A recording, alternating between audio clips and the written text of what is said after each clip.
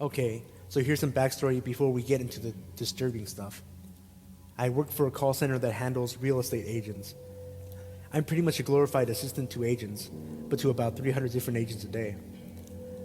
I schedule appointments to show homes for them, and I call homeowners, tenants, and listing agents to get approval to show their homes. It's a pretty monotonous job, but it pays well enough, and I get to sit down instead of be on my feet for 8 hours. Sometimes, though, the monotony is broken by some pretty odd or interesting homeowners. Old folks that have had their home forever and can't use a cell phone or computer, disgruntled people who are about to foreclose with a bank and just want to swear and have you identify with them. They're all usually pretty funny, at least in retrospect. What I'm about to tell you now is not one of those instances. My day started out fine enough. Aside from an intensely humid walk to work, I was feeling pretty good. As hot as it was, it looked bright and colorful everywhere, and I was in a pretty good mood. I sat down, stuffed a meal bar down my throat, and started making calls. About an hour into my workday, I came across an appointment for a listing here in Texas. It was for a house on a farm road, and the price was pretty high for that market. It had been withdrawn from the market for years, and it had only just come back up for sale about 2 days ago. And like a lot of agents, one real estate agent saw the price and picture, both were very nice, and probably without even going out there, scheduled a showing for one of his buyers. The property had a listing with no contact info. That already struck me as odd. Sometimes an agent sneaks in without contact info by setting up online, but it's pretty rare. It's extremely rare for an agent like that to list a home. It should actually be impossible due to our company policy, but it happens. It made me hesitate, but when you have to make about 400 calls a day, you don't hesitate for long on anything. I checked the contacts list, and there was one choice. It didn't have a name, just said home. This is not as rare. Whether it's bad work ethic on our behalf, or a homeowner who wants to remain anonymous, a lot of tenants and settlers don't list their names. I didn't think too much of it and went to make the call. I phoned the home number for the house, and it rang and rang.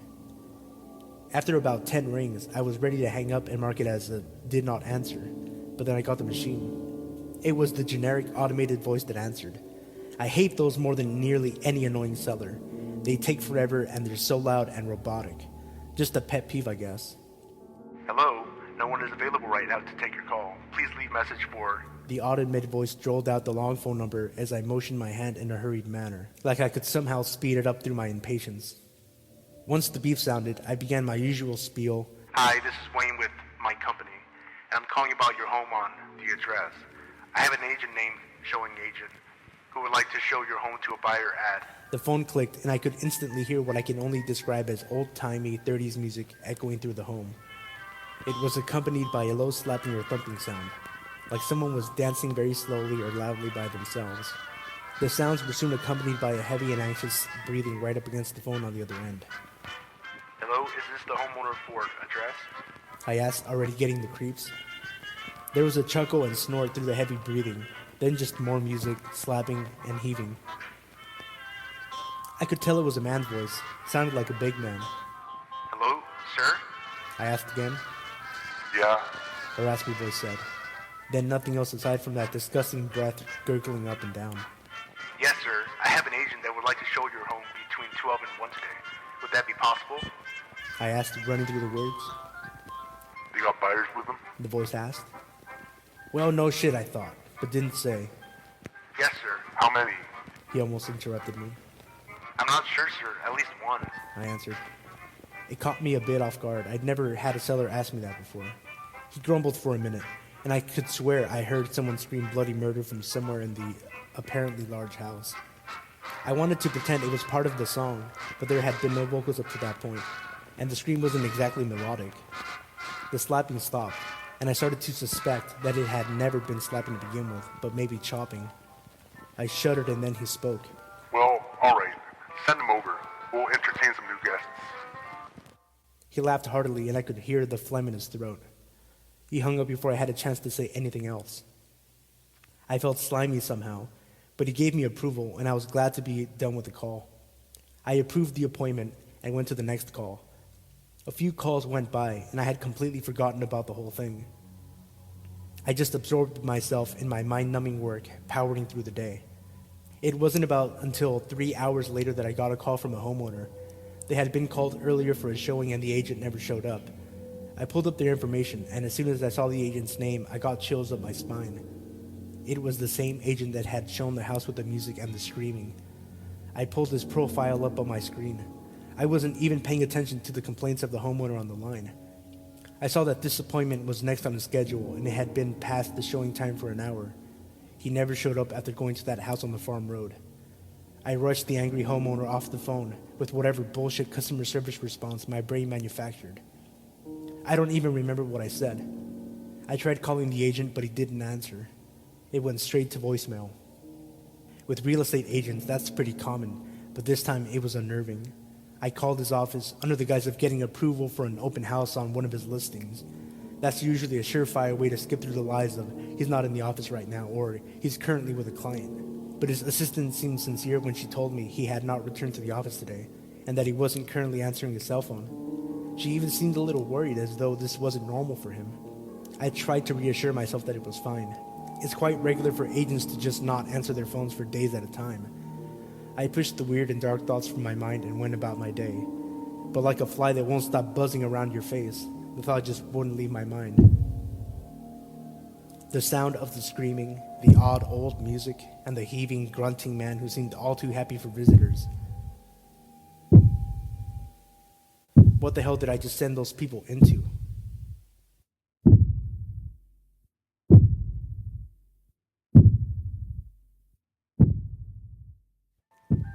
Thanks for the advice, everyone. It seemed a pretty popular opinion to call the police. Somewhere in the middle of a mostly sleepless night, I decided it was really the only thing I could do, and that I should do. I would have terrible nightmares of running through old oakwood hallways in a dim and moldy house somewhere in the backwoods of Texas. The record player moaning out that old-timey tune as someone hacks away at some poor old soul in the house. The screams echoed off the wet walls with the peeling, dingy wallpaper. I couldn't tell if I was getting closer to the sounds or farther away as I ran. I just ran and couldn't force myself to look back. I woke up and was pretty resolute in my decision. I didn't bother with my usual routine of exercising or catching up on emails. I just threw my clothes on, ate some slightly burned toast, and downed an energy drink and booked it for the bus. When I got to work, I went straight to the branch manager and filled him in on the situation. His concern was comically light, but he knew policy and understood what to do. He put in a welfare check and notified the local police over there. I tried to tell myself that was enough. I tried to push the awful thoughts out of my head, and for a couple of hours, I nearly forgot about the anxious feeling I had been going through since yesterday. Then, that was all ruined when I came across an appointment approval for a local agent. My eyes scanned over the address for the home, and I could immediately feel the blood rush up to my face and brain. I felt a snap sweat beckoning to seep out of my skin. It was the house on the old farm road. The house of music, screams, and chopping. I panicked for just a moment. I didn't know what I should do, and I felt like if I didn't decide soon, someone was going to get hurt or worse. I hit my brake button and rushed to my manager's office. I'm sure I looked off because he gave me a confused look and asked what was wrong. I ignored his question and spat out one of my own. That house on FM address. Did we ever hear back about it? I nearly shouted. Yeah, my manager said with an almost amused hesitance. The police called back. They checked the home out. They said it was a little run down, but otherwise pretty nice. What? I was actually kind of pissed. It felt like he was writing me off. What about the creepy guy and the screaming? They said there was no one there. Furniture and the like, but no signs of people. The contact must have been for the owners, not the tenants. And the agent apparently texted his office last night. Said the buyer lost interest in the listing, and he'd reschedule some other time. He rambled on while he stared at his 3 computer screens. Why don't you set FM address and a courtesy listing? Streamline the process. I was so furious I could feel the red in my face. A courtesy listing? That would mean that we wouldn't even need to get approvals to send agents to the home. Anyone who's scheduled would just get approved. I just blew him off and went back to my desk. It was obvious that avenue was going nowhere. I pulled the appointment screen back up and fumbled with the notions of what to do. Finally, I simply went to the next step dictated by company policy. I called the agent to let her know she was good to show the home. Hello, this is agent with office. The lady answered with a chipper voice. I could hear 2 other people as well. She had at least 2 clients with her. I already started to worry. Hi, this is Wayne with my company. I'm calling in concern to your appointments at FM address. I heard he through before she could cut me off. Oh yeah, I got the text. We're actually walking up to the property right now. She said in an excited tone. Like she already knew this was going to be the one the buyers would close on. Oh no. I blurted out. I scrambled for a way to keep them out of the house without coming off crazy. Actually, ma'am, we're showing a restriction on the home. I'm sorry, but it doesn't seem to be showable at the moment. Well, that can't be right. The owners are here letting us in, She said, with a chuckle hiding her annoyed reaction. She called out to someone. Hello, sir. I felt my heart start to thud in my chest like a tribesman on a war drum. I didn't know what to say, but I couldn't just let her and the buyers walk into this. Excuse me, ma'am? I called into the phone loudly. She didn't answer. I could hear her voice as she approached the house. It was obvious the phone was away from her ear. I listened intently. Hi, sorry if we interrupted something. The agent said in her sweet voice, but you could hear it falter toward the end. There was that sickening laughter I'd heard yesterday. It was him. The man all too happy to have guests and who likes to sit in the company of screams. His guttural laugh sent a chill up my spine and caused the hairs on my neck to raise. Ma'am, please wait a moment. I called into the phone, but again no answer. Some of the other reps around me began to stare at me. Just the sound of footsteps through grass and that awful laughing. Then I heard a sound that nearly made me shit myself. There was a deafening roar of a chainsaw thundering to life. It was close to the phone, like the agent was holding it herself, but I knew that wasn't the case. The blaring sound of the chainsaw engine quickly coupled with a wet tearing sound and a high-pitched scream. Then the phone disconnected and all I heard was the fast beeping of a busy signal. I was now actually sweating, and I felt sick to my stomach, and I'm pretty sure I was pale. I called the showing agent right back, but she didn't answer. I didn't want to, but then I dialed the home number for the listing. It rang for a few moments, then picked up. There was that music again, much louder, but the exact same song. I could hear the chopping with much more intensity now, and it was clearly something heavy and soft being hacked. Then the laughing was there, right into the phone, hurting my ears. The heavy bastard on the other end bellowed his disgusting laugh until I couldn't take it and hung up. It didn't seem like long, but it was all I could take. I immediately got up to speak with my manager, but he just left for the day. I gathered the few supervisors on duty, and we all listened to the call again. Only one of them agreed to how absurd and dangerous the situation seemed. Everyone else just figured the agent was done with me and the homeowners were landscaping. I thought that was bullshit. I didn't want to think about what actually happened, but it wasn't landscaping. I argued with myself what to do, but only for a few very stressful minutes. I clocked off the break and I called the police, this time from my own phone. I told them everything and they said they'd already sent a car out and found nothing. I very firmly explained to them that this was different and they needed to send a car out now. I felt like no one was taking this serious enough, not even the police. About 2 hours later, I got a call from the police station. I didn't even care that I was at my desk and on the clock. I took the call. The woman on the line sounded so disinterested, it made me a little angry. Mr. My last name. Just following up with you, we did send a vehicle to the location at FM address. There was no sign of any occupants or visitors or clear signs of disturbance. Thank you for your concern. And then she just hung up on me. I couldn't fucking believe it. I was almost as mad as I was worried. I don't know what the hell to do. I feel like I don't have a lot of options here, and no one's as concerned as I am, or concerned at all. This is bad, everyone, and I think it's only going to get worse.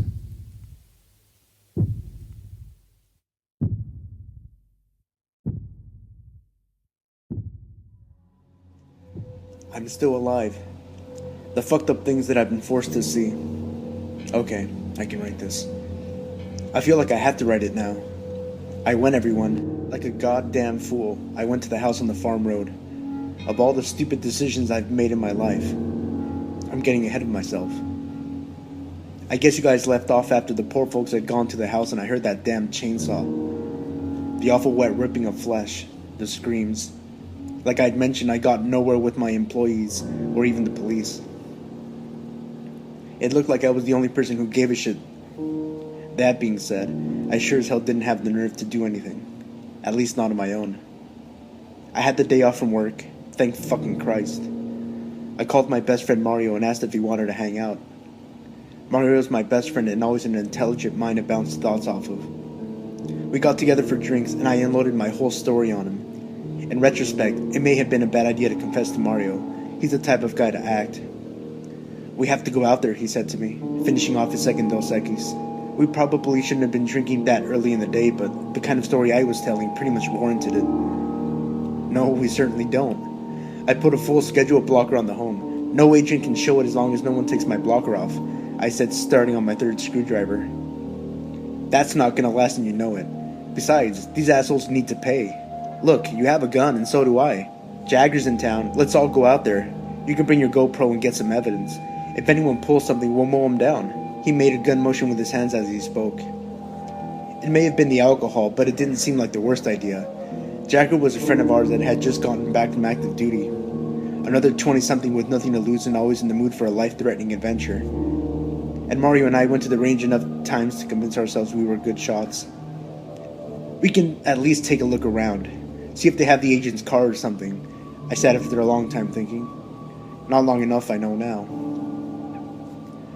We called Jagger and we all headed out in his truck. Jagger had a shotgun, pistol in his back pocket, and a Tonto machete on his belt. I had my .45 and a very sharp pocket knife in my back pocket. Mario had his pistol and whatever else was on him. We got to the road at about 1:30 after 2 hours of driving through backwoods and hill country. It was at least a half hour away from the last town, which was little more than a gas station and an RV park. The rocky and jagged road led up to a large clearing of golden grass and a big blue and white house in the middle. It loomed on a round hill with a single low-hanging cedar tree just off to the left of the house.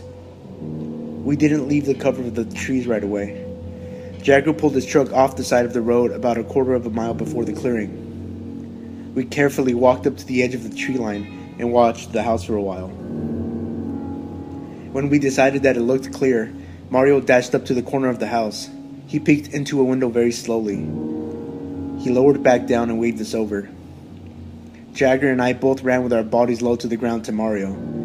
We quickly but quietly hunched down and propped up against the wall next to him. I don't see anyone. I don't even think there are any lights on, just some nice old furniture, Mario whispered. Alright, we didn't come here to look at furniture through windows, so let's just get this over with. Mario, you and I will go inside. Jagger, check around the house. See if you find any cards or anything really weird. After that, wait at the front door inside, and let us know if you see anyone coming. I gave orders as I pulled my pistol out and checked the action on it, as well as turned the safety off. Mario and Jagger just nodded in response, and Jagger started heading stealthily around the side of the home. Mario and I headed up the front door. I entered the code into the lockbox, and it beeped and produced the key. I briefly thought about how I'd definitely get fired for this if we got caught. Then I realized grimly that would probably be the least of our worries if we did get caught.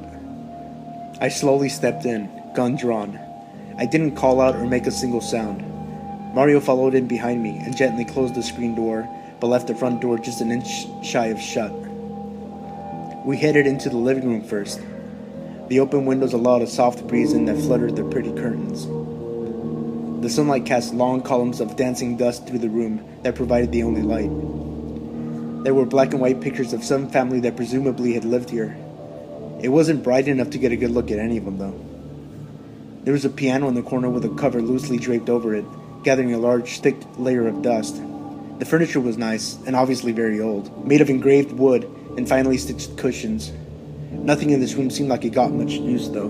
Mario and I made our way through the living room and into the dining room. It was much the same as the last room, beautiful furniture, and pictures of old white people on the walls. But this room didn't nearly have as much dust. Aside from that, I didn't notice much difference, so we kept moving into the kitchen. I opened the swinging door and was immediately assaulted by the smell. Bleach stung my nose first, then another, separate odor. A stench that apparently could just not be bleached away. The only thing I could compare it to was moldy cheese or roadkill. The scent was surprising for its own reasons, but even more so because the kitchen looked spotless at first glance. I hesitated to go any further, but I pulled my camera out with my left hand and held the gun tightly in my right. I scanned over the countertops and pulled open drawers as Mario began to look through the cabinets. We both came across a plethora of very sharp and high-quality cutlery and butcher equipment. Creepy, but not out of the ordinary. I saw the fridge in the corner. It was old as well, with a chrome handle and a big circular thermostat on the front. It looked like something from a vintage Coke ad. "Where the fuck is that smell coming from?" Mario whispered as he began to wander the kitchen for it. "I don't know," I whispered back in a disinterested voice. I was fixated on the refrigerator. At once, both compelled to open it and terrified to even come near it. Though go near it, I did. Albeit at a snail's pace, I somehow registered Mario coughing right as I gripped the cold handle. I positioned my camera and hit record. I pulled the door open slowly, and a thick fog of frost spilled out in slow motion. I began to open the door further, and through the fog, I started to make something out. It was hard to tell right at first, but quickly I could discern detail. I saw 4 pale fingers with purple nail polish and a nice diamond ring. Just as I saw the better part of a human hand, I heard Mario mutter something briefly and angrily, followed by the distinct sound of vomiting. I shut the refrigerator door and spun around, pistol ready and heart racing. Mario was hunched over, wiping the sides of his mouth and facing away from a large bucket. It was pulled from under the kitchen sink, 2 other buckets just like it sitting right there as well. I ran to Mario, bypassing the bucket but hitting its wall of stench. "You okay?" I asked. He nodded his head and motioned to the bucket. I didn't want to look, but just like the fridge, I had to. I leaned over the bucket with my sleeve over my mouth and nose, and my camera still recording in my other hand. In the bucket was a mixture of shit, piss, blood, and hair. I wanted to vomit myself, but just managed to keep it back. I saw a few teeth bobbing in the rancid liquid, and I quickly turned away. I could only stand and record so much. Mario gave me a look that said, "Let's get the fuck out of here," and I gave him a nod that said, "Sounds good to me." We turned to head out of the kitchen just as we heard the screen door slam shut. It was immediately followed by Jagger's voice. "Guys," Jagger said from the front door, a disconcerting tone in his voice. Mario and I rushed through the dining room and rounded through the living room. We halted in our tracks when we saw a disarmed and handcuffed Jagger with a pistol to the back of his head. Holding the gun was a sheriff's deputy with big aviator glasses, a fuzzy blonde mustache, and a shit-eating grin. "Now you boys put them guns to the ground, or I will show you what pretty boys' brains here look like," the deputy said in a thick hillbilly accent as he shoved the barrel of the gun into Jagger's scalp. You could see the anger in Jagger's eyes, and that's when I noticed the cut on his lip. "Hey, that's not necessary, man. We'll put our guns down," I said as I slowly and clearly put my gun on the floor. I looked over and Mario was still gripping his tightly. He looked at me, and he could tell I wasn't going to shoot a cop. I fucking wish I had now. He put his pistol down too, and the deputy had us kick them under the couch. "Now why don't we all have ourselves a talk outside?" he said in that hick voice that was so cliche it didn't seem legit. He motioned Mario and I to go first, and he kept Jagger at gunpoint between us. As I passed, I could smell the heavy air of nicotine, liquor, and something else. Something rank and a little familiar. We stepped outside, and the deputy's cruiser was right in front of the house. I was pissed at Jagger for a brief moment, then remembered the gravity of the situation. This might be the last time I see Jagger, and I didn't want to be angry with him.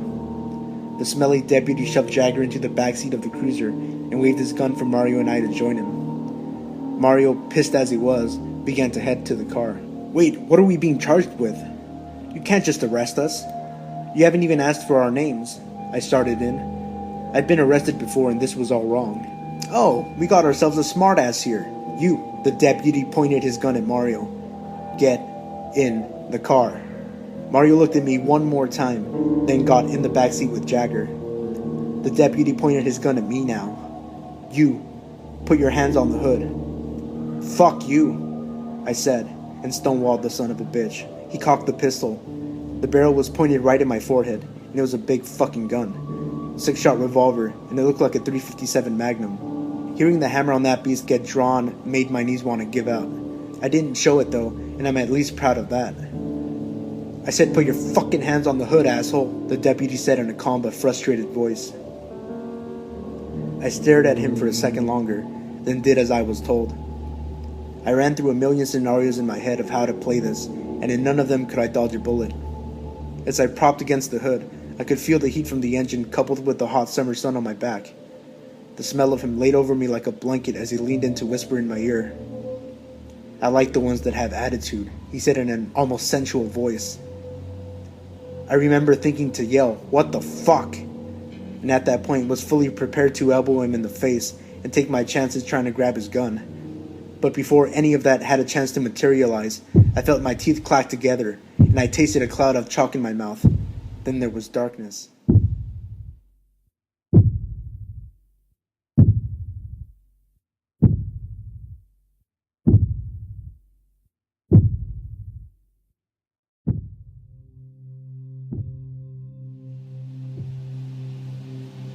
I woke up with a ringing pain in my head, and I could feel the cold blood streaming thinly from my head, just behind the ear, down my neck, and onto my chest.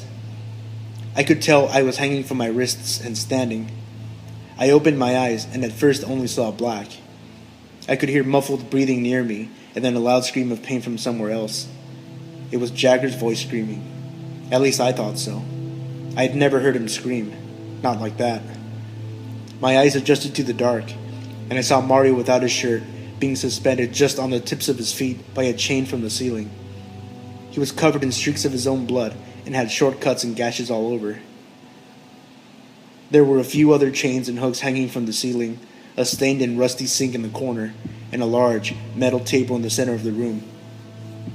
Next to the table was a smaller, fold-out metal table with a slew of what looked like both surgical tools and butcher knives. There was blood spattered on a few. "Are you okay? How's your head?" Mario asked me through his erratic breathing, yet with a calm demeanor. "Fuck my head, are you alright?" I asked frantically.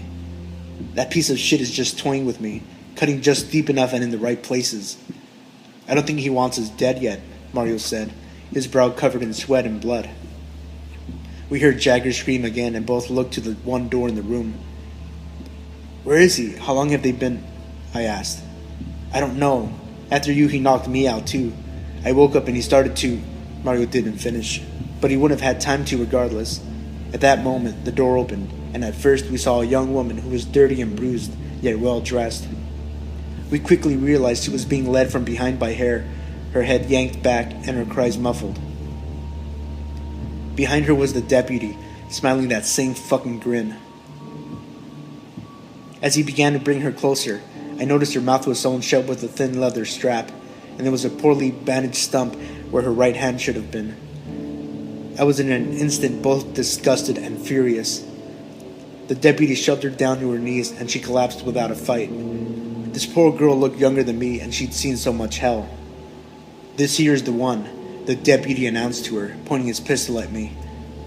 "He's the boy who could have saved your ass. Could have turned your skinny little ass back around, and you'd have never come across this place." And that's when the unholy realization hit me like a semi to the chest. This poor girl was the last agent that showed this home. This piece of shit had saved her. It was now parading her in front of me. I felt so fucking guilty and wanted so badly to rewind time, reach through that phone and stop her. Somehow. But I couldn't now, and I could only watch this all in horror. The deputy pulled a long razor blade from the small table, the kind you see barbers use in old westerns. He yanked the girl's head back, and she began to weep. "Hey, motherfucker, stop! Why don't you fucking fight me, you pussy? You piece of shit, you have to hurt a woman?" I started yelling anything I could think to stop him.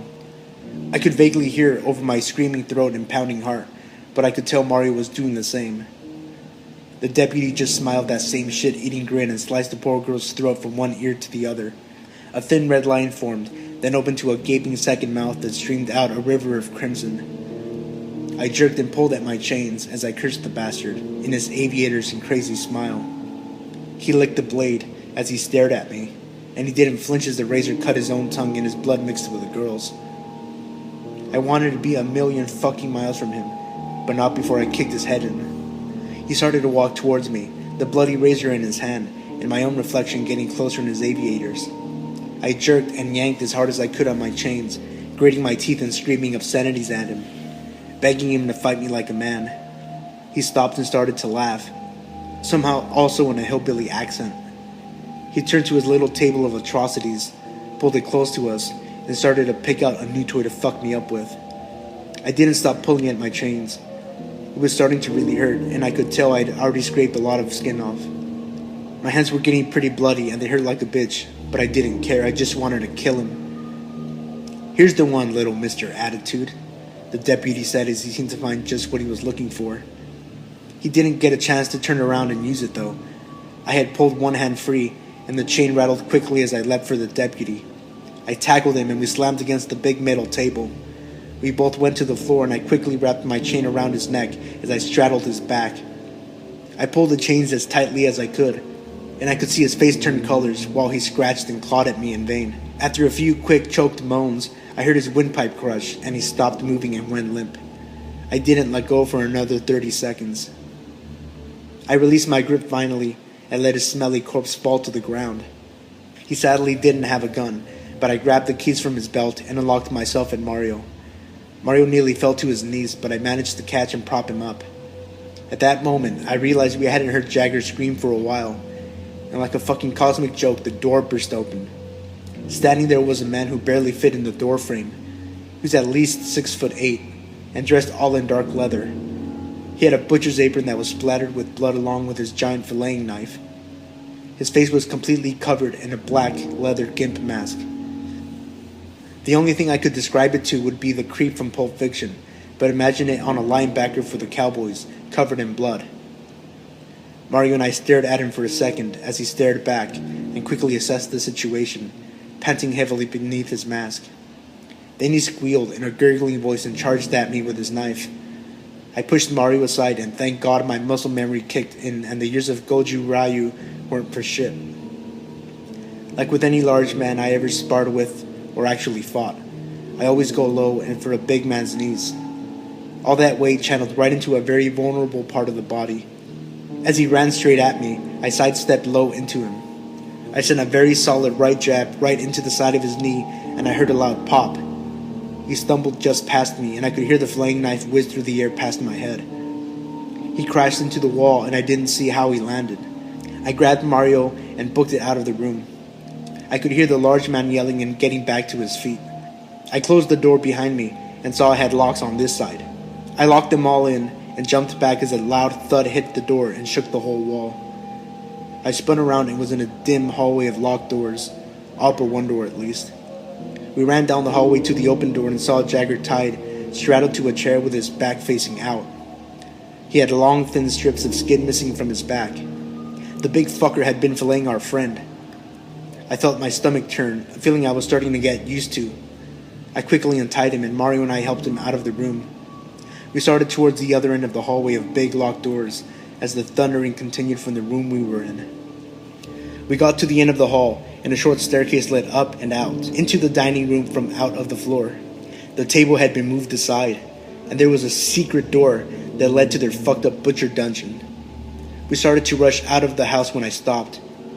"Wait, Mario, can you walk?" I asked.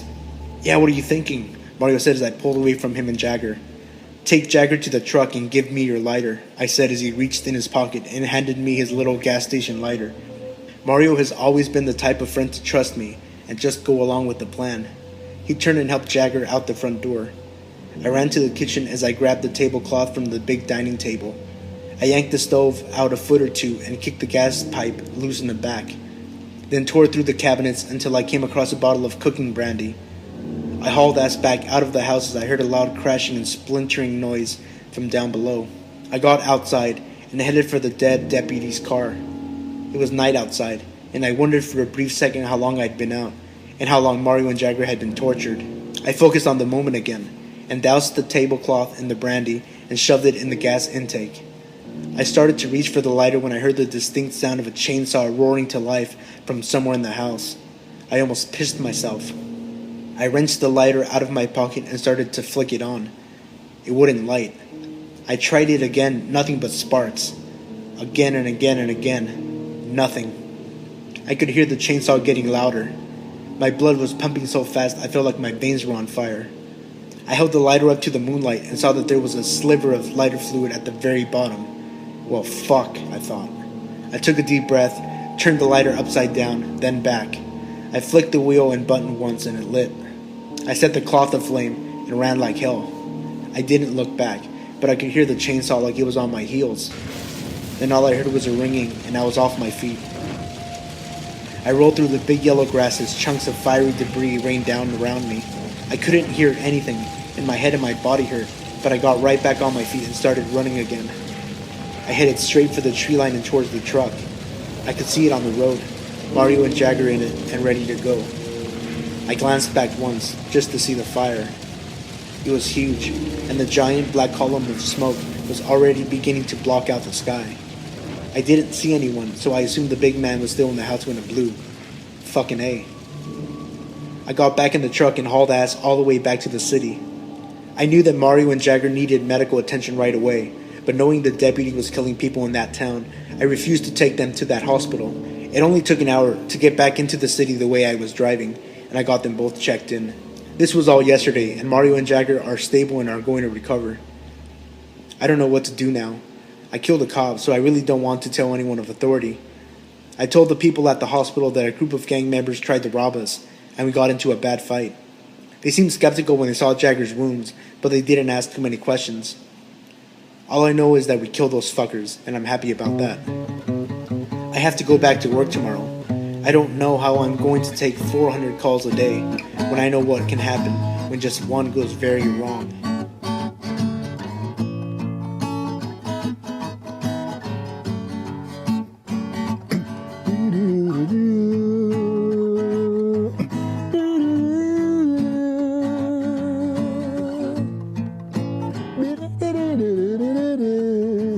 You know what I'm talking? Didn't I treat you right now?